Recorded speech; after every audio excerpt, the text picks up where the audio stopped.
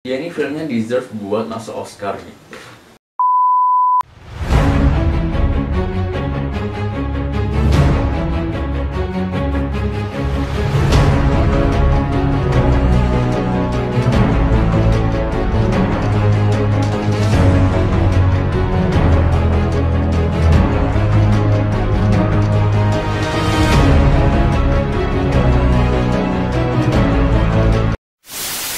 Halo semuanya, jadi balik lagi sama aku Iman. Udah lama sih ya nggak bikin video, udah hampir 1 bulan lebih sih. Karena ya gitulah ya, kalau bikin video itu kadang suka males gitu. Walaupun aku tetap nonton film-film gitu, tapi kadang males gitu buat buat kayak ngomentarin lagi atau ngebahas gitu, kayak udah males gitu sih. Jadi selama sebulan ini aku nggak bikin video sama sekali. Jadi aku mau ngebahas film Prancis, judulnya adalah Portrait of Lady on Fire. Nah, film ini tuh masuk dalam nominasi Golden Globes 2019 bareng sama Parasite gitu. Dan akhirnya yang menang Parasite gitu kan. Nah, di situ tuh aku udah mulai penasaran kan, karena aku jujur kan aku suka film Prancis atau film-film Eropa gitu. Nah, waktu itu ada film Perancis, ada 2 kalau nggak salah. Ada ini yang Portrait of Lady on Fire sama, kalau nggak salah ya, Les Miserables, itulah pokoknya. Nah, waktu itu aku pengen nonton banget, cuma waktu itu aksesnya masih sulit gitu ya buat nonton film ini. Jadinya pas dia udah tayang di Hulu di bulan Maret ini, nah aku akhirnya nonton gitu kan. Nah, setelah aku tonton, ternyata ini filmnya cukup bagus sih ya, makanya dia masuk Golden Globes gitu kan. Nah, cuma dia ini nggak masuk ke dalam Oscar ya, karena yang masuk Oscar itu film Prancis juga, tapi yang Les Miserables gitu ya. Maaf ya kalau aku salah pronunciation-nya gitu ya. Pokoknya si Les Miserables itu yang masuk ke nominasi Oscar gitu. Sedangkan si Portrait of Lady on Fire ini enggak gitu. Jujur sih aku belum melihat yang satunya sih ya, tapi kalau aku udah melihat yang Portrait of Lady on Fire, sebenarnya ini juga bagus juga sih. Maksudnya kayak dia ini filmnya deserve buat masuk Oscar gitu. Tapi kalau misalnya si Les Miserables itu lebih bagus dari ini, ya mungkin emang lebih layak si film itu gitu. Cuma film itu lagi-lagi aksesnya masih sulit buat ditonton gitu, jadi aku masih belum nonton film itu gitu. Jadi ceritanya tentang si cewek yang dilukis itu sama si pelukis ini gitu. Nah, awalnya tuh dia mau dilukis karena ditujukan buat lamaran dia untuk seorang pria bangsawan gitu. Tapi itu yang mengajukan tuh dari ibu yang cewek yang mau dilukis itu. Nah, tapi si cewek yang mau dilukis ini sebenarnya nggak mau dilukis gitu loh.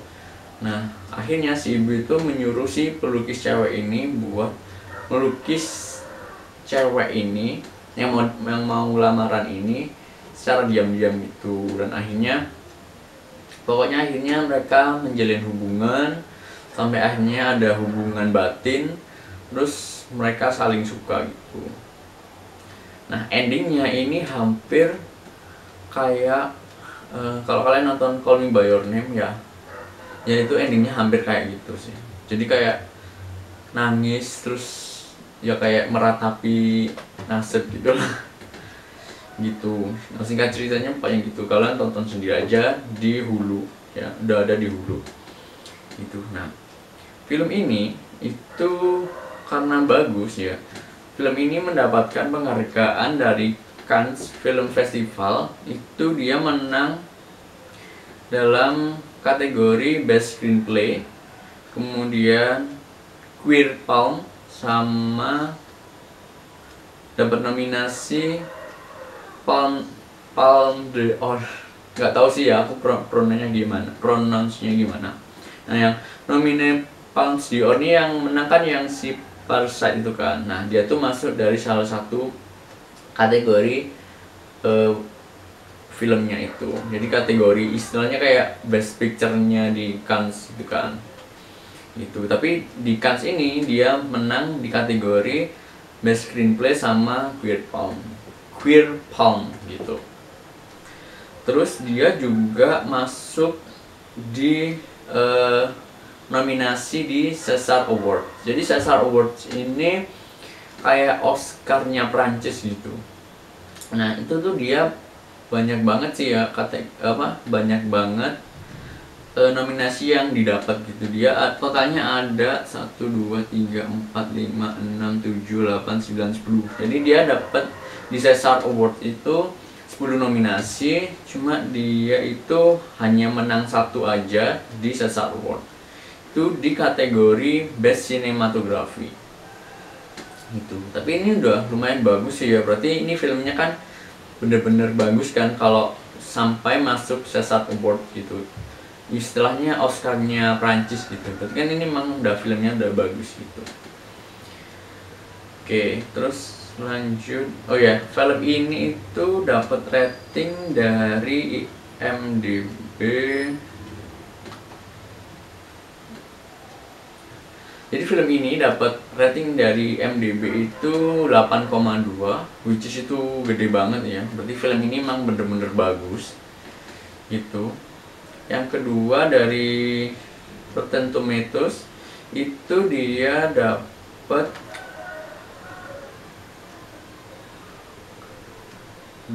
dari Tomatometer itu dia dapat 98% dan dari audience score itu 92%. Itu juga gede banget ya, udah tinggi banget maksudnya untuk sekelas film kayak gini itu. Kalau menurutku pribadi sih ya, kalau aku bisa menilainya dia itu yang pertama dari segi kostum. Segi kostumnya ini aku suka sih ya, karena kostumnya ini emang kayak ini, kalau kalian lihat Little Woman ya kayak gitu sih, kayak zaman era tahun berapa ya itu, era 1800-an ya, pokoknya era di Eropa gitulah ya, baju-baju khas Eropa gitu sih. Itu bagus sih menurutku tuh, dari segi kostum memang udah mencerminkan. Mungkin emang aku nggak tahu sih, emang mungkin latarnya adalah film di tahun segitu, aku juga nggak tahu sih. Cuma ini filmnya, kostumnya pakai yang kayak, kalau kalian tahu di Little Woman ya kayak gitu. Dari segi kostum aku kasih nilai 8. Kemudian dari segi sinematografi ini juga keren banget sih ya. Kalau kalian nonton pasti kalian juga akan setuju gitu, kalau emang dia tuh pantas. Kan dia tadi menang di Best Cinematography kan. Nah itu memang dia tuh deserve banget buat menang di kategori sinematografi gitu. Coba kalian nanti nonton aja di Hulu ya. Kemudian kalau di sinematografi ini aku bisa ngasih nilai 9,5. Jadi emang kenapa aku nggak ngasih nilai 10? Soalnya mungkin menurutku pribadi 1917 ya itu yang bisa aku kasih nilai 10 gitu. Ya mungkin kan selera orang beda-beda ya. Jadi di film ini aku kasih sinematografinya itu 9,5. Terus scoring musiknya, original score-nya itu aku kasih nilai 7. Karena nggak begitu unggul juga sih, tapi ya lumayan. Kemudian nah ini dari segi screenplay atau cerita aku kasih dia nilai 8,5. Karena apa ya, ini kayak kadang tuh kayak minim kata-kata tapi udah tersampaikan gitu loh. Paham nggak sih maksud aku? Jadi kayak sudah dimengerti penonton walaupun dia tuh nggak ada dialog gitu. Itu aku kasih nilai 8,5. Terus kemudian dari segi acting pemain, wah ini keren banget sih, aku kasih nilai dia 9,5. Karena apa ya, karena bener-bener keren sih actingnya itu, bener-bener menjiwai, bener-bener kalau gimana sih orang jatuh cinta walaupun dia sama jenis gitu. Terus gimana ya, kayak dia kayak ekspresi kesel, ekspresi marah itu bener-bener bagus gitu. Itu aku kasih nilai 9,5.